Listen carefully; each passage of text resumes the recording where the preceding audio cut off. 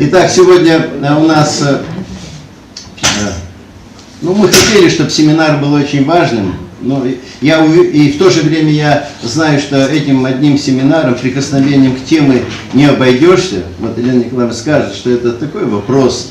И нам, давайте так, весь мир уже взбудоражен вопросом фальсификации меда. И, естественно, мы не можем делать вид, что мы этот вопрос игнорируем, что нас это не касается и так далее, и так далее.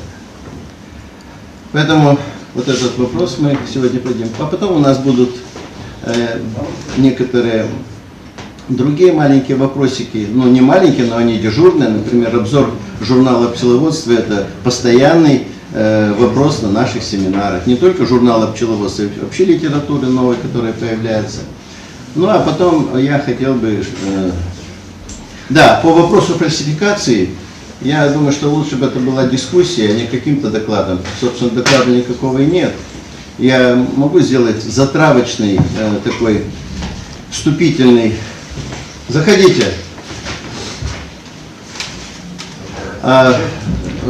Какой-то момент. А дальше, может быть, представители ветлаборатории что-нибудь скажут, какая у нас обстановка. А потом, поскольку в конце выявится, что очень важным моментом является в борьбе с фальсификацией это сенсорный анализ и пыльцевой анализ, то этим двум моментам мы уделим больше внимания. И здесь выступят более подготовленные люди, нежели я. И как они возникают в улье? Влажность повышенная. Не думайте, что пчелы, печатают мед всегда только той влажностью, которая... Когда сырое и неблагоприятная погода, они могут запечатать мед повышенной влажности. Вот это дефект. Брожение меда – дефект. Вспенивание, белый рыхлый слой на поверхности, часто очень бывает. Это дефект, это не фальсификация и ничего, это просто дефект. Темная жидкость появляется, я не говорю, я словами сейчас говорю теми, которые, важны для органолептического анализа. То есть при органолептическом анализе мы не будем говорить, что так это фруктоза выделилась, это глюкоза. Нет. Органолептический анализ – это внешние только показатели. И я их называю. Брожение, вспенивание, белый рыхлый слой на поверхности и посторонние запахи. Они тоже идут из улья. Это пчела может их принести. Или в улье у вас там появились они из-за рамок старых, из-за применения, дымаря с какими-то веществами и так далее. Много причин. Вот это все для органолептического анализа. Видите, у нас сегодня все-таки такой аспект органолептический анализ. То, что сейчас на Западе бурно развивается. Мы будем говорить о том, что для этого анализа не просто в ветлаборатории вам всегда пишут, что органолептические свойства удовлетворительные. Все. Что они определили? Так, посмотрели, покрутили в руках, и все. Принюхали и попробовали. Да. Там нужен аромат, цвет, запах, вкус, даже тактильность, как он это самое в руках. Все это важно для органолептического. Об этом у нас, нам расскажет немножко Малхас Лаврентьевич. Вот так. Вообще вопрос, сразу скажу, воспитание и воспитание, обучение и выпуск экспертов по органолептическому анализу – это важный вопрос, который сейчас у нас мы не ставили еще, но ведь уже в Башкирии проводят дегустацию меда, да? Это практически уже органолептический анализ. И мы здесь с вами должны как-то... Можно осенью конкурс сделать. Номерки и пошло. Да, Кому какой раскрутим, наверное, раскрутим. Они так и делали, в Башкирии. Но вообще, эта книга «Дефекты и фальсификация меда», она у меня сейчас, как говорится, в голове, я по ней все делаю доклад. ее, значит, в Новосибирске, открыли такой центр и обучают экспертов. Как называется по винам-то сомелье? Сомелье. И где-то в Подмосковье тоже делают. Сомелье. Сомелье, Да. сомелье. Так вот это сомелье для пчеловода. Вот в Подмосковье тоже где-то есть. Тоже Да. учат народ. Давай по-русски. Дегустатор. Дегустатор. Дегустатор. Из ваших уст это классно звучит. Да, значит, поэтому, значит, этот вопрос стоит на повестке дня, и я думаю, что надо как-то к нему поближе. Но мы начали движение. Мы собираем меда, мы с вами проводим дегустации уже, но это так, примитивный уровень. Настоящий дегустатор, проведя, так сказать, перед носом, значит, ложечкой меда, он определяет не просто, с каких цветов собран мед, и что там добавлено, химического, каких-то ароматизаторов и так далее. Он все скажет. Да, у него еще кроме носа должен быть и язык хороший. Он должен сказать, что там, значит, по вкусовым качествам тоже дать дальнейшую, значит, эту расшифровку, что за мед. То есть вопрос очень серьезный. Какого возраста должен быть сомелье такой? Разного бывает. Да? Да. Вот, Я знаешь, знаю, в что Подмосковье где-то берут учились молодых, ребята. чтобы обучить. Ну, да, Точно. лет до 40 обычно. Ну, и, значит, пули я уже, причины дефектов пули, это пчелы приносят, значит, в улей нектар или нектароподобные вещества не оттуда, откуда нам бы хотелось. Поэтому при расположении пасек надо смотреть, что у вас вокруг, нет ли там каких-то производств, которые, значит, имеют отходы. Ну, самое простое — это кондитерская фабрика, скажем, да? Вот. Или что-нибудь такое. Вот фирма Рой, она получила несколько миллионов на организацию, значит, мощного производства, 6 тысяч пчелосемей, они купили 6 тысяч пчелосемей, они сделали вагончики типа, значит, колосок южный на украинскую рамку. Значит, поставили линию, 8 ручьев было, переработка, это Бальзино. Они сделали деревню, построили домики, заселили ее, то есть новая деревня Липовка. То есть вот так вот круто начали. 6 тысяч. Да, вот этих вагончиков было у них десятки. Там вот эти колоски вот стояли, они их вывозили. Бывал я там. Да, да. И вот такие ангары. Все. И вот этот, значит, двухэтажный, значит, этот цех, большой чан, куда заливают мед, там течет, значит, баночки, 8 ручьев. Все. Ну, вообще красота. Только начинает. А меда-то, где мед-то взять? 6 тысяч пчел. Да, мед пришлось закупать по всей России. Значит, закупили мед. Фляг, я видел в ангаре, видимо-невидимо, фляги. Я говорю, почему они не в деле? Так это мы, говорит, это самое, пустили их в дело, но у нас сальник тек у этого автомата, и в каждой фляге там есть это самое масло машинное. И мы не знаем теперь, куда его деть этот мед. Машинное масло. Представляете? Сальник протекал один. Вот. Вот без руки, да. А перед этим что-то они все-таки сделали. И в фляги мыли и выливали эту самую вот, значит, полоски где-то тут недалеко от своего, значит, производства.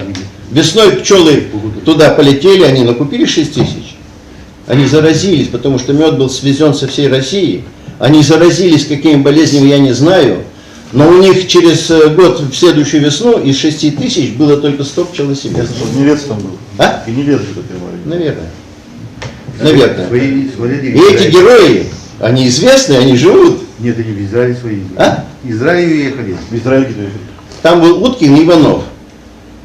Уткин, Задунайский, Иванов, Климатов. Из Глазова, ребята. Сейчас такую же ерунду организуют в Екатеринбурге. Тоже 6 тысяч семей. Так вот, имейте в виду, что пчелы могут принести вам булей то, что вы не хотели и даже не догадывались. Это касается и нектара, и нектароподобных веществ, и воды, и так далее, так далее, так далее. Вы же видите, как весной они с каким удовольствием находят эти оттаившие опилки и прочее, и кучи всякого навоза и так далее, так далее. Это же не так безобидно. Вот. Поэтому пчелы должны стоять в лесу. Качать надо не с гнезда, а сверху, с магазинов. Тогда более-менее это все расслаивается. Дефекты при Насчет переработке. огорода и держат. Пчелы продают. Значит, при фасовке, конечно, значит, мед не всегда фильтруется достаточно хорошо, и там появляются всякие значит, частицы, примеси, воск, пчелки, металл, земля и так далее, и так далее. Я с этим сталкивался. Я сталкивался вот знаменитого пчеловода в конце фляги, когда стали черпать, там была грязь. Это бывает, что На дне. рамки хранят неправильно. А? Пыль попадает в рамки, когда хранят. Да. Или там от дымаря, но это уже в улье. А это сейчас мы говорим о том, что при Поэтому переработке. отстойники надо ставить. Дело все в том, что мед нельзя переливать много раз. Надо, чтобы... Сейчас как делают вся Европа? Отстойник большой, туда насосом закачивается, потом уже разлив Ну, идет. тут только так, если Всё. когда большая, А кран стоит вот качается, так. когда небольшая. То есть ниже уже не качается, качается. Все седает. Как американцы делают? Ну, это не только американцы. Ну, значит, да, значит, примеси. Второе, избыточная влажность при переработке, при хранении, значит, меда в помещениях или вообще вот так вот на воздухе, влажность может быть повышенной. И запахи, допустим, если вы в помещении что-то Не аромат держите страдает почему-то. пахнущее, мед гигроскопичен, он впитывает и влагу, и запахи. Поэтому при переработке, при фасовке возникают вот эти дефекты. Вот. Ну и, естественно, от емкости еще зависит, какую емкость вы. Кстати, вот я в этой книжке не нашел, там вредно то, оцинкованное и так далее. А вот что нельзя в алюминиевой фляге, тут не Нигде нет, написано. Потому что можно. Потому что можно. Можно, мне спрашивать. Потому Да, что можно. но вот Мед меняется. я все-таки Меняется. смотрю, как я смотрю, как я флягу взял окисленную, а после того, как мед там побыл, она стала белая. Значит, куда это делось? Мед? Да. Вот так вот. Мед 2 года стоит, мед по вкусу меняется. Конечно, он цвет Да меняет. и пластики меняют, запах Да, чувствуется. Так что мало того. давайте мы алюминиевую флягу все-таки отнесем к промежуточному. Бидоны из нержавейки при Советском Союзе у меня Вот есть. самое лучшее. Самое то. Да. Даже деревянные, и то, я думаю, не те. Значит, там мед все равно темнеет, и что-то с ним делается. Там, если нет посуды, как сам по себе он Открываешь страшно кубик, становится, он чувствуешь не- запах пластмассы. Теперь третий дефект, который при переработке возникает, это перегрев, это нагрев меда. Ну, есть данные, значит, как образуется при хранении в меде, образуется фурфурол. Вот. И если мед был нагрет, он образуется быстрее и больше его при перегреве. И мед темнеет и так далее. То есть перегрев меда – это дефект. Очень сильный яд Последние исследования говорят, фурфурол уже не Там такой. не фурфурол, а Но, оксиметилфурфурол. значит, Это все-таки не одно и то же. нагрев меда – это не фальсификация, Всю жизнь. это дефект меда. Все-таки это дефект. Мы отличаем два эти вещи. Старые целители всю жизнь лечили горячим медом и ничего. Небольших. Но если уже там появился вкус сжженного сахара или кармели, тут уже говорить нечего, что это сильно перегретый мед. Кстати, этот запах появится не сразу. Он может в течение с какого-то длительного срока хранения, перегретый мед вдруг начинает отдавать, значит, кармелью или жженым сахаром. Мгм. Какая температура перегрева считается? Ну, карамелька еще мед бывает падевый, Выше похожий. Меня вот 45 бывает в августе. градусов. Он как карамелька. Следующий, третий вид – это дефекты, 45 значит, кристаллизации. Ну, грубая, неоднородная, плотная, неплотная, я не буду говорить. Вот кто хочет познакомиться очень серьезно с этим вопросом, вот эту книжечку я могу вам дать. Да мы постараемся ее на сайте выставить. А ваниль, добавленная, ваниль, добавленная в мед, это фальсификат уже считается? Это фальсификат, Это конечно. медовый продукт. Это медовый продукт, да. Значит, есть дефекты старения, есть дефекты брожения уже в банках и так далее, так далее. В этой книжке есть способы устранения дефектов. Дефекты можно устранить. Вот, например, у вас произошла ректация, то есть появился белые прослойки, белые прожилки, да? После нагрева они исчезают. Это не дефект, это дефект меда, конечно. Он не портит его качество до конца, но и после небольшого нагрева, допустим, 30 градусов и 2 суток, и все это исчезнет. Вот так. Я-то просто это все снимаю ложкой и кушаю. Ну, покупателям же нельзя это самое продавать, белое, вот этот налет, эти Не надо слишком сильно заранее разливать по посудам, мед слоится некрасиво. Если ведерки белые, то еще ничего. А если ведерки прозрачные, то расслоение видно. Нет, это у меня в больших этих емкостях уже возникает. Так. Потом не слоится. Вот теперь я перехожу, значит, вот дефекты вы в этой книжечке. Я обещаю вам, что она будет в этом интернете, вот можете почитать сейчас. Ивашевская, Новосибирск. Ну не все, но... Фальсификация меда. Значит, есть классификация фальсификации. Это видовая, ассортимент меняют путем, значит, замены одного вида на другой или подмешивания частичные. Качественное, это добавки какие-то делают, ароматизаторы. Ну, количественное, стоимостное и информационное. Это искажение информации в документах и так далее. Нас интересует видовое, то есть замена одного вида на другой, то есть ассортимент фальсифицируют и так далее. Вот как бороться с фальсификацией видовой? Мы считаем, что самый лучший способ определения фальсификации видовой – это ботаническое и географическое происхождение, определение ботанического и географического происхождения по пыльцевому анализу. Я открываю немецкий, так, у немцев, значит, немецкий союз пчеловодов имеет право выдавать анализ свой, как где-то лаборатория. Там как-то все это вот так получается, что подпись Союза пчеловодов имеет решающее значение. У них свои банки, свои ГОСТы, вот, ну не знаю, так получилось у них. И в требованиях, ну вот в этом вот, значит, перечне свойств, которые они проверяют, есть два свойства. Пыльца отечественная, значит, и неотечественная. И там баллы. Там каждый, значит, десадное число столько-то баллов, влажность столько. И на этом пункте очень большое количество баллов. Если не соответствует этому пункту, мед сразу теряет в баллах очень и очень. Так что это такое? Отечественное. Ну вот сейчас борьба, значит, с медами, значит, китайскими, например. Вот китайский мед — это китайский мед, он нормальный мед. Но если его выдают за липовый или наш какой-то, то это уже фальсификация. Ну так же, как наш подсолнечниковый мед с югов выдают за какой-нибудь другой путем подмешивания. Вот видовая фальсификация. Так путем пыльцевого анализа определяется,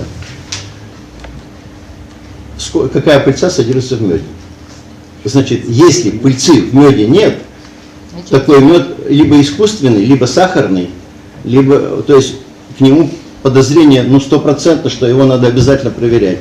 Ну, может он быть путем получен вакуумной какой-нибудь фильтрации, что всю пыльцу, но это почти нереально.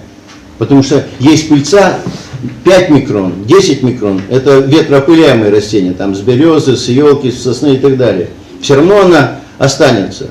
Ну вот у нас приехал Алексей Васильевич, он скажет, можно ли пыльцу ветроопыляемых полностью отфильтровать? Можно. Можно. Но, не скажу. И отфильтровывают. ну ладно, значит, я ведь не сказал, что это мед фальсифицированный. Это мед, которому надо особое внимание уделить.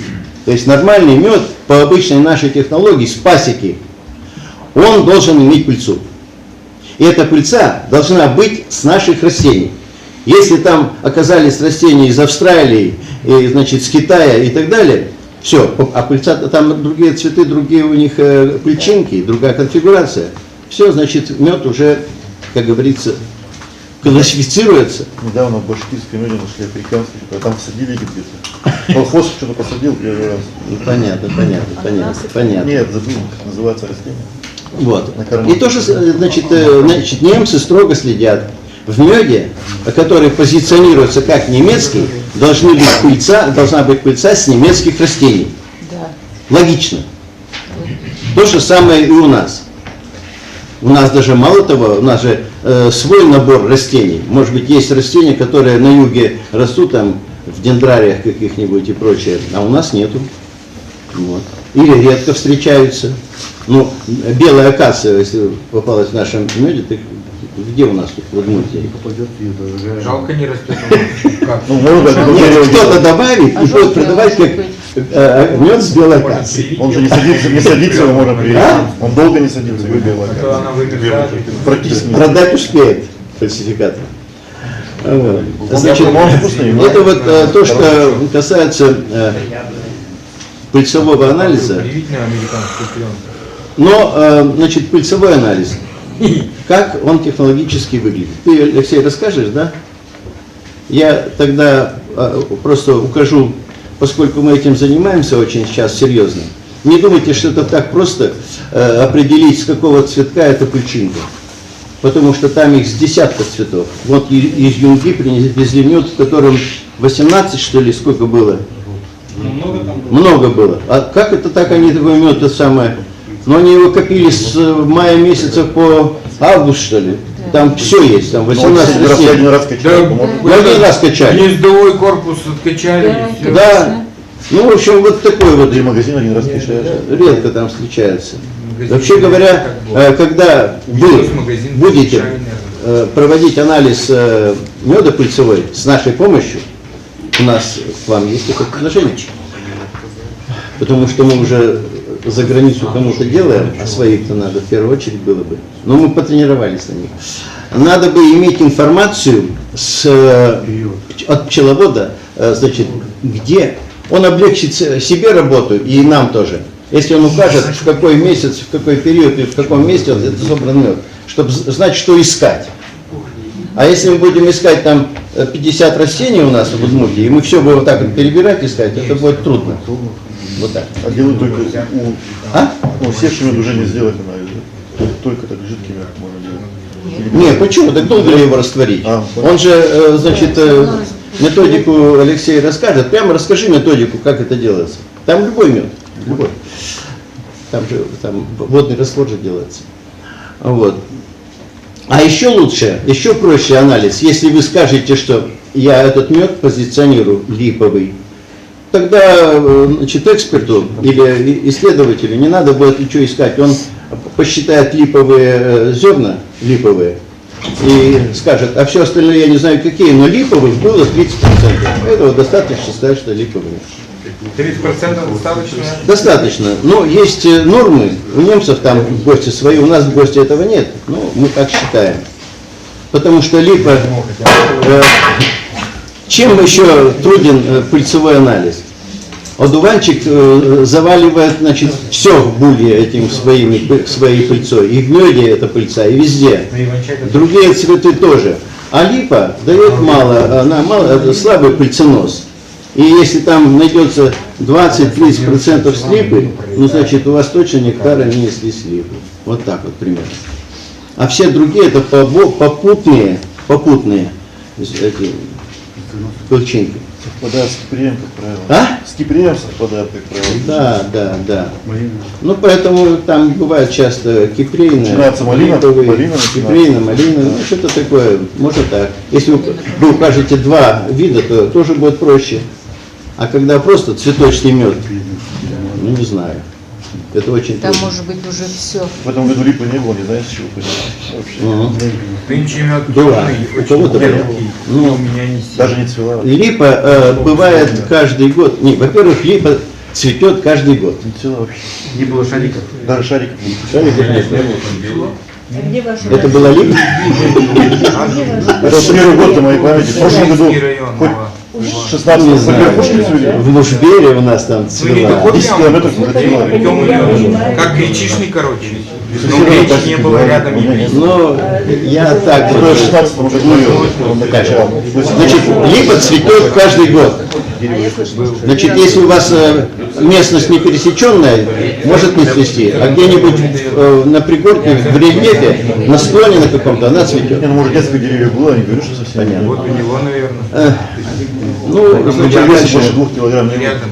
Ну, нынче же зацвела липа, очень хорошо зацвела. Вот видите. Но потом раз, и все ее сбило. Мне только теперь Глаза вся прошло, пчела на потом деревья. голод, и все. Я немного хочу в пользу или в рекламу пыльцевого анализа сказать. Есть сферы человеческой деятельности, где пыльцевой анализ очень-очень необходим. Ну, первое, это вот географическое и ботаническое происхождение меда, с этим ясно. Рядом лежит, значит, пыльца-обножка. Значит, определение, с каких цветов собрана пыльца-обножка. Значит, мы провели анализ. Тут у нас дальше есть картинки. Пыльца-обножка, как правило, пчелы, значит, собирают, вот данная пчела в данный час собирает пыльцу-обножку только с одних растений. Она облетит все только вот так. И пыльца-обножка у нее одного цвета. Через час-два я не знаю, что будет, но вот эта пчела, значит, если мы теперь разделим всю пыльцу-обножку, вот эти гранулы по цветам, а это очень легко делается. Значит, 9 двоечников студентов за час вот такие тучи делают по цвету. Но если он очень плохой, то видно, что вот эти вот перепутали все. Но есть способы, когда можно это делать по цвету и по-другому. Но вопрос, а точно здесь пыльца с одного растения? Речь идет о том, чтобы на рынок выставить, значит, разместить пыльцу монофлерную с одного растения. Ну, как фитотерапевты продают вам цветочки липы, цветочки кипрея, они говорят, вот это вам поможет. А мы говорим, пчеловоды, а вот возьмите пыльцу с липы, пыльцу с кипрея, и это вам также поможет, еще лучше. И не надо ходить собирать эти цветочки, у пчелы возьмите. Но надо разделить. Замучайся. Нет, это вопрос научный, он каким-то образом решен. Мы проверили. Здравствуйте. Действительно ли пыльца, имеющая цвет какой-то определенный, собрана с одного цветка? Да, ну, цвет сейчас определяется масса приборов. У тех, кто ремонтирует машины, подгоняют колеры, значит, одного от другой. Сейчас много таких спектрометров. И мы этими спектрометрами разделяем эти самые цветы. Можем определять спектр, какой спектр в этой вот пыльчинке. Но оказалось, что сверху появляется пыльца других растений. Ну, мы это считаем, что либо пыльчинки, они лохматые друг от друга, значит, это самое там трутся и попадая. А внутри там однородно. Там примерно 95% пыльца с одного растения. То есть, в принципе, можно получать монофлерную пыльцу, классифицируя ее по спектру. Вот статья будет про это. Поставил пыльцу. Это вот второе, а? Пыльцу или поставил в один день, она сладкая, на следующий день набрал домой, привез. Горькая. Ну, понятно. Ива пошла. Да нет, там могут быть эти микробы всякие. Нет. Да, вторая область это вот пыльца-обножка. Третья, дай бог сейчас памяти в каком-то порядке. Ну, скажем, ну, полинология, она не так важна, но полинологи, они работают вместе с нефтяниками. Есть такая наука полинология. Знаете, что такое? Полена – это пыльца, полинология – это изучение пыльцы, которая была в земле на глубине там 2, 3, 10 километров. Когда скважины, значит, бурят, весь мир ведь покрыт пыльцой. Вы посмотрите, этот одуванчик, до того это самое все покроет желтым. И куда это девается? Все в почве, либо с водой шло. Поэтому в этих скважинах можно найти по всем этим периодам развития, значит, земли нашей, значит, какие были растения, какая была у них пыльца. Вот так. Это полинология. Вот это тоже пыльцевой анализ. Ну, они там одну пыльчинку крутят со всех сторон. А здесь нам нужно для пыльцевого анализа меда сразу просмотреть для статистики, ну, 200-300. Есть ГОСТ, определение частоты встречаемости пыльцевых зерен, там рекомендуют 500. Можно 500. Вот, это третья, значит, область. Теперь еще одна область пыльцевого анализа – это аллергодиагностика. Значит, мы провели с Алексеем Васильевичем, что-то на тебя сегодня рекламирую или рекламирую, мы провели с ним, значит, изыскание. Значит, мой сын говорит, у меня аллергия на мед. Я стал думать, на глюкозу нет аллергии? Нет. На фруктозу нет? Нет. Так, на пыльцу с кипрея нет, сливка нет. Там нет пыльцы в меде, пыльцы, с которых пчелы берут нектар и пыльцу, которая является аллергеном. Нет таких. Назовите мне. Нету. Аллергия бывает на пыльцу стополя, там, зверезы, может быть, еще там. Но они не медоносы. Они не медоносы, но они,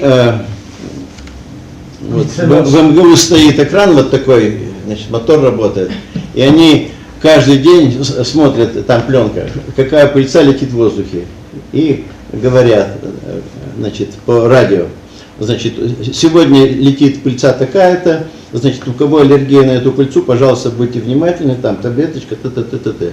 Это во многих странах, это такое вот у нас, я знаю, что в Москве это было, но сейчас, может быть, нет. Вот. Поэтому аллергия бывает вот на ветроопыляемую пыльцу, деревья, растения. И мы подумали, что на все эти, на землю, на цветы, на растения, на все падает эта пыльца ветроопыляемая. Почему же она не будет падать и на эти цветочки? И пчела, собирая одну пыльцу, точно у нее попадет. И мы действительно в пыльце, значит, меда нашли пыльцу вот этих ветроопыляемых. Вот и все, доказательства. Их мало, конечно, этих пыльчинок там. Там была сосна, по-моему. Может, умышленно утащить. Но и достаточно, 5-6 для того, чтобы у тебя закашливалось, и все это самое, началась аллергия, достаточно 5 пыльчинок. Вот это еще одна из областей, где нужен этот пыльцевой анализ. А теперь, значит, вот в экологии, это тоже наша тема. Вы можете в своих, если вы будете сами в микроскоп смотреть, обнаружить пыльцу, которая, ну, вроде бы это слипы, и в то же время какая-то уродливая. Вроде это вот одно, а вроде другое. Оказывается, эта липа где-то росла в неблагоприятных условиях, а может быть, это и засуха была, а может быть, это... Значит, а липа это бывает разные, мелколиственные, да, и крупнолиственные, да. Их несколько видов. Ну, да, пыльца у них похожа. Нет, здесь идет речь об уродстве. Называют кератоморфная пыльца. То есть, вот что, когда определяются такие виды пыльцы, значит, здесь экология неблагополучна. Неблагополучная экология. Я не говорю о меде, я просто говорю, где пыльцевой анализ можно еще применить для экологических целей. Ну и, наконец, если вы имели бы атлас пыльцы генно-модифицированных растений и нашли бы под микроскопом пыльцу этих растений, ну, значит, где-то ваши пчелы собирают мед из генно-модифицированных растений. Да, вот так. То есть вот я назвал уже, не считал сколько, 5 или 6 областей, Ну и еще одна экзотическая область – это судмедэкспертиза. Определение положения, значит, человека, на трупе пыльцы, где он это был, находился. Сериал «След». Вот. Ну и теперь, значит, я, с вашего позволения, закончу вот свой рассказ такой хаотический. И мы, значит, наверное, сейчас Алексей немножко вас познакомит с такой вот конкретной технологией. У тебя есть это картинки? Ну, у нас вот тут есть. То есть ты можешь вот прямо вот это вот. Нет, у меня есть. Есть, да? Ну, я покажу фотки. Ну, а фотки? Да, все покажу. Ну ладно. Тогда я ему предоставляю слово. Он освоил, так сказать, технологию вот этого, как это все пыльцевой анализ провести. Ну, чтоб не быть... У нас даже есть статья в журнале «Пчеловод». Да, чтоб не быть